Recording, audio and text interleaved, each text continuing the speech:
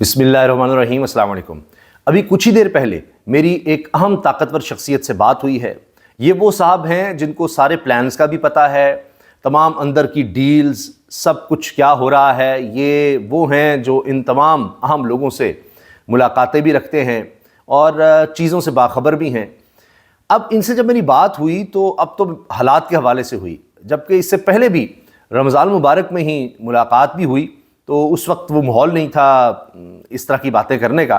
لیکن اب جب بات ہوئی ہے، اب جب میں ویڈیو بنا رہا ہوں اس سے کچھ ہی دیر پہلے، تو جو چیزیں پتہ چلی ہیں وہ تو بالکل حالات کچھ اور ہیں جناب، اندر کہانی کچھ اور ہے۔ یہ کہہ لیں کہ اندر سے کہانی ختم ہو چکی ہے تو یہ زیادہ بہتر ہوگا کہنا۔ اور بس اتنا بتا سکتا ہوں کہ کابینہ کے لوگ بہت پریشان ہیں، شدید پریشان ہیں، اور وہ جو باتیں کہہ رہے ہیں وہ میں آپ کو بتانے والا ہوں۔ اس کے علاوہ ہم نے بات کرنی ہے تین طاقتور ترین جرنیل بڑی مشکل میں ہیں۔ اب دو کے خلاف تو مقدمے کے معاملات جو ہیں وہ چل ہی رہے ہیں، اور وہ بھی اسلام آباد ہائی کورٹ میں، اور اس میں جو پیش رفت ہوئی ہے وہ بڑی دلچسپ ہے کہ جس طرح ہوتا ہے نا کسی کو سولی پر لٹکا دینا، نہ کیس ختم ہو رہا ہے نہ کوئی اس طرح سے آگے پتہ چل رہا ہے کہ کیا بنے گا، لیکن سولی پر لٹکایا ہوا ہے کہ کسی بھی وقت کچھ ہو جائے۔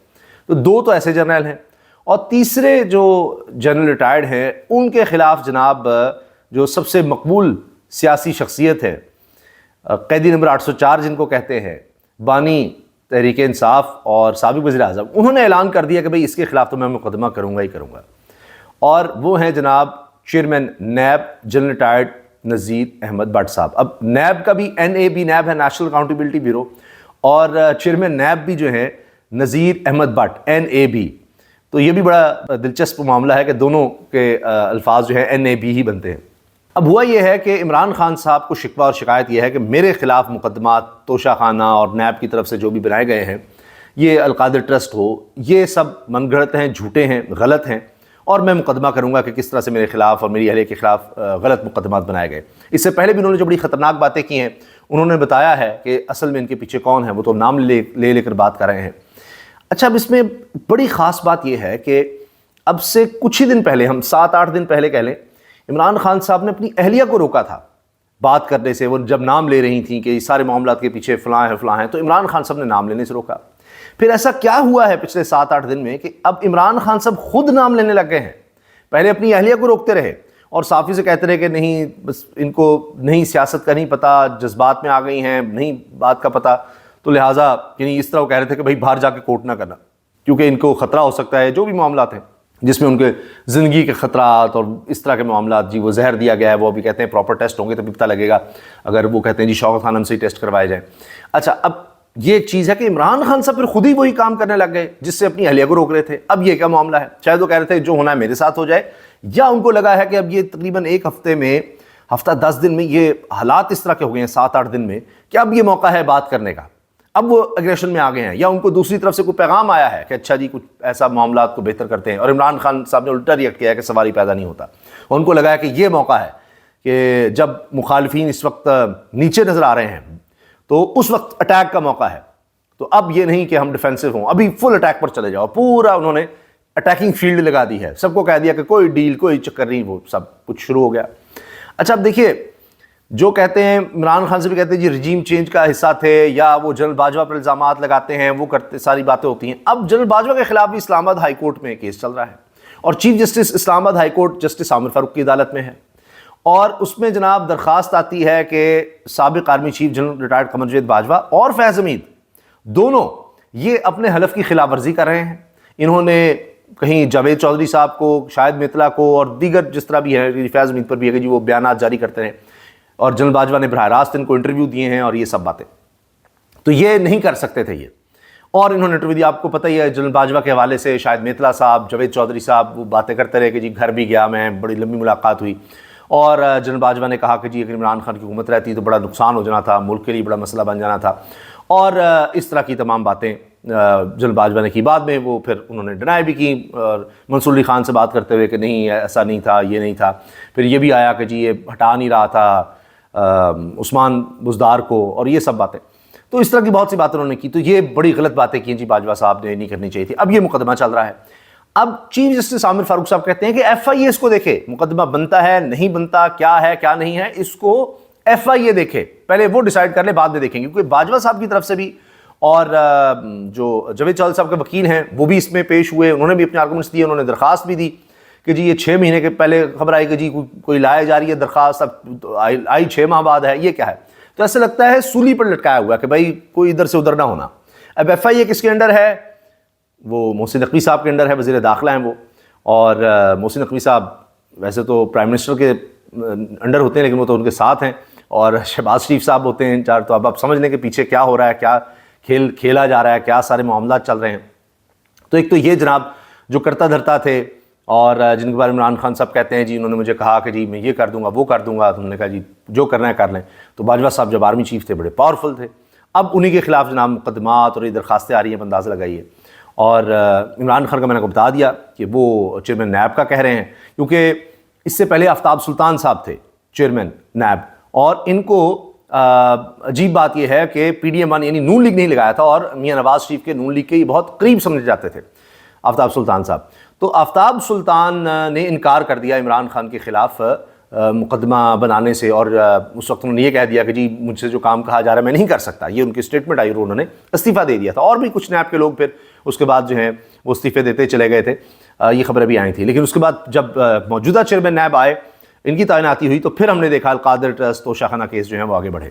حیران کن طور پر ان سے بھی پرانے کیس عمران خان صاحب کے خلاف جو کیسز ہیں وہ کیس آصف علی زرداری صاحب کے خلاف ہیں، یوسف رضا گیلانی کے خلاف ہیں، نواز شریف کے خلاف ہیں، کہ انہوں نے گاڑیاں جو آپ نے دیکھا کہ منصور علی خان نے جب انٹرویو کیا تھا مریم نواز صاحبہ کا، اس میں بھی ساری چیزیں کھل کر سامنے آ گئیں.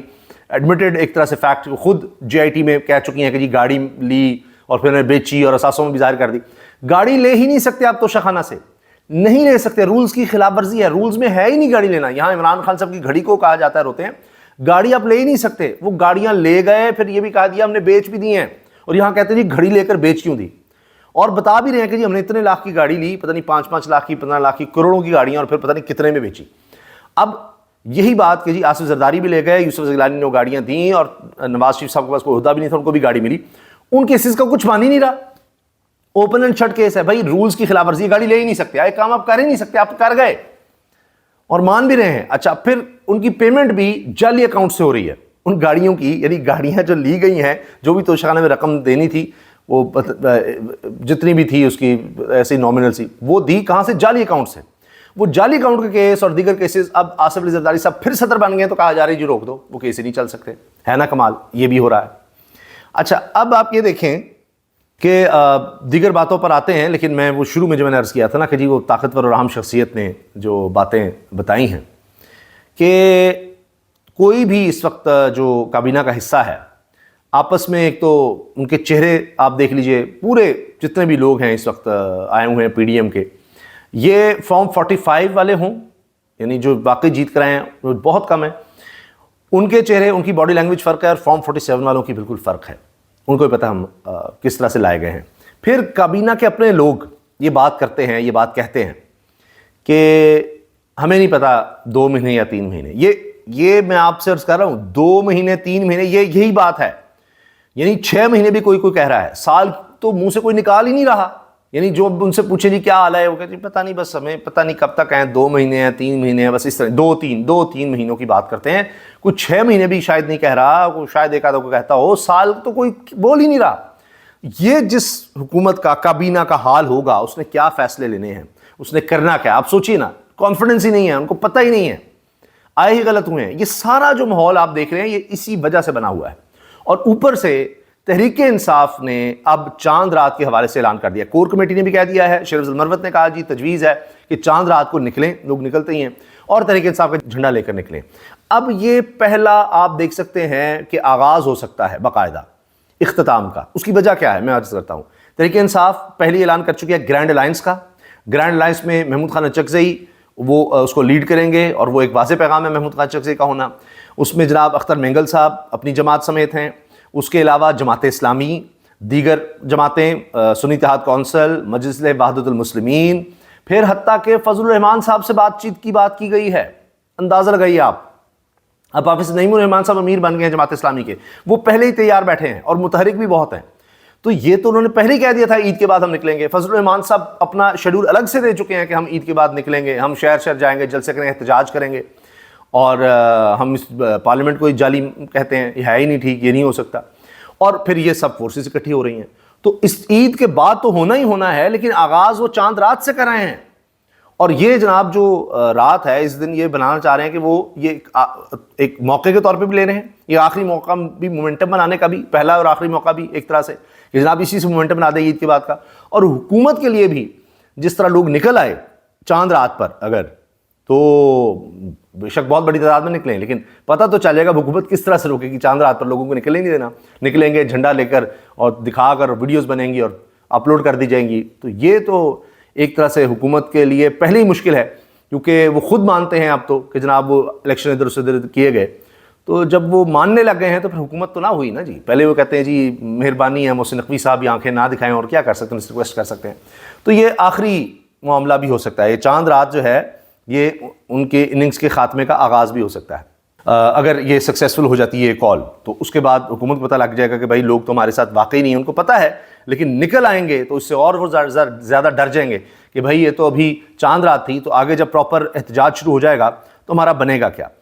اچھا, اس کے علاوہ جناب جو ہائی کورٹ میں, اسلام آباد ہائی کورٹ میں اہم کیسز تھے, ان میں ایک اور بڑا معاملہ آیا کہ اسلام آباد ہائی کورٹ نے کہہ دیا کہ آپ توہین عدالت کی کارروائی کے لیے درخواست دے دیں جیلر کے خلاف, حکومت کے خلاف, جس کے خلاف دینی ہے. کیوں کہ خود حکومت نے یا جیلر حکام جو پہلے بھی کرتے ہیں کہ جی عمران خان صاحب کی ان کی اہلیہ سے ملاقات کا حکم دیا ہوا تھا عدالت نے, اس پر عمل نہیں ہوا, لہٰذا آپ اس پر الگ سے توہین عدالت کی درخواست دائر کریں. اب ایک یہ معاملہ بن گیا ہے. عید پر بھی ان سے کہا ہے کہ جی ملاقات کروائیں, اور شاید عمران خان صاحب جو ہیں انہوں نے جس طرح کے نام لے دیے اس کے بعد یہ معاملہ زیادہ خراب ہوا ہے, اور پھر کہتے ہیں کہ جناب سارے نظام کو کون چلا رہا ہے, وہ بھی آپ دیکھ رہے ہیں, سب کچھ ہے. تیسرا جو معاملہ تھا, 3 اہم کیسز میں نے بتایا نا, ایک تو یہ سابق army chief general Qamar Javed Bajwa کے خلاف, پھر فیض حمید صاحب والا معاملہ یہ ہو گیا, دوسرا بشریٰ بی بی اور عمران خان سے ملاقات کا معاملہ, تیسرا سمیع ابراہیم صاحب سینئر صحافی ہیں اور ہارٹ پیشنٹ ہیں, پھر جس طرح وہ بھی کچھ عرصے کے لیے وہ بھی لاپتہ ہوئے, وہ سب معاملہ الگ. اچھا, پھر موجودہ حکومت ان کو بالکل پسند نہیں کرتی. سمیع ابراہیم صاحب کا نام ECL میں ہونا, اب اس کے لیے وہ جواب مانگے گئے ہیں کہ جی جواب دیں ان کا نام کیوں ECL میں ہے, اور اس پر دلچسپ مکالمہ یہ ہوا یا ریمارکس سے سامنے آیا کہ ہو سکتا ہے وہ آپ سے بہت زیادہ محبت کرتے ہیں, اس لیے آپ چاہتے نہیں کہ وہ باہر جائیں آپ. اب ECL سٹاپ لسٹ اور نو فلائی لسٹ سے نام نکالنے کے لیے سینئر صحافی سمیع ابراہیم کی درخواست پر سماعت اسلام آباد ہائی کورٹ نے فریقین کو نوٹس جاری کرتے ہوئے 24 اپریل تک جواب طلب کر لیا. سمیع ابراہیم کا نام کیوں ECL پر ہے, سیکرٹری داخلہ, DG امیگریشن اور IG سے جواب طلب, یہ ان سے جناب جواب مانگے گئے ہیں. تو اس پر اب دیکھتے ہیں آگے کیا ہوتا ہے. ایک اور چیز جو بہت زیادہ رپورٹ ہوئی ہے, مختلف سینئر صحافی ثاقب بشیر صاحب ہوں, دیگر ہوں, کورٹ رپورٹنگ کے بڑے نام بشارت راجہ صاحب, اسی طرح دیگر جتنے بھی رپورٹرز ہیں کورٹ رپورٹنگ کے, ان سب نے اس چیز کو رپورٹ کیا ہے کہ اب عجیب بات یہ ہے, عجیب صورتحال یہ ہے کہ اٹارنی جنرل جو ہیں جب وہ عدالت میں غلط بیانی اور جھوٹ بولیں گے, جو حکومتی سب سے بڑے وکیل ہوں گے, تو کس پر اعتبار کیا جائے. کیونکہ اٹارنی جنرل نے کہا تھا کہ جی 20 لوگوں کو ملٹری کسٹڈی سے رہا کیا جا رہا ہے, عید سے پہلے رہا کیا جا رہا ہے, لیکن پتہ یہ چلا کہ اصل میں تو آرمی چیف نے ان کو رعایت دی ہے, ان سب کو 1 سال کی سزا تھی اور وہ آرمی چیف نے کم کی ہے. یعنی ان کو کوئی اس طرح نہیں عید سے پہلے رہا کیا جا رہا ہے, وہ ان کے بارے میں کہا جی وہ سزا پوری کر چکے ہیں اور ان کو رہا کیا جا رہا ہے. اٹارنی جنرل نے کہا جی سزا پوری ہو گئی, عید سے پہلے رہا کریں. نہیں, سزا پوری نہیں ہوئی تھی, 1 سال کی سزا تھی, ابھی کچھ کو سال پورا نہیں ہوا تھا, اور ان کو آرمی چیف نے رعایت دے کر اور مطلب جس طرح ہوتا ہے کہ جی رحم کی اپیل ہوتی ہے, رحم تو اس پر کہ جی عید اب کچھ مہینے ان کے لیے رہ گئے ہیں, مزید سزا بھگتیں دیں گے, تو عید سے پہلے اپنے پیاروں کو مل سکیں, تو عید سے پہلے ان کو رہا کیا ہے, یہ ان کو رعایت دی ہے, ابھی ان کی سزا باقی تھی. یہ جو بات ہے جی سزا پوری کر چکے تھے, یہ اٹارنی جنرل نے سپریم کورٹ میں کھڑے ہو کر غلط بیانی کی ہے, جھوٹ بولا ہے, اور ویسے تو اس کی سزا ہوتی ہے سپریم کورٹ میں جھوٹ بولنے کی. اب دیکھتے ہیں کہ سپریم کورٹ یہ اور طرح کی سپریم کورٹ ہے, پتہ نہیں اب اس پر وہ کیا کرتے ہیں, مگر سینئر صحافی اس کو ضرور پوائنٹ آؤٹ کر رہے ہیں. اپنی رائے کا اظہار کمنٹ سیکشن میں ضرور کیجیے گا. اسامہ غازی یوٹیوب چینل آپ کی سپورٹ سے چلتا ہے, ہمیں آپ کی سپورٹ کی ضرورت ہے, اور ویڈیو کو شیئر ضرور کریں آپ. اگر آپ کو ویڈیو پسند آئی ہے تو لائک کا بٹن ضرور دبائیں اور شیئر کریں لوگوں سے, تاکہ ان تک بھی جو اصل خبریں ہیں, اندر کے معاملات ہیں, وہ ضرور پہنچ سکیں. بہت شکریہ. اللہ حافظ.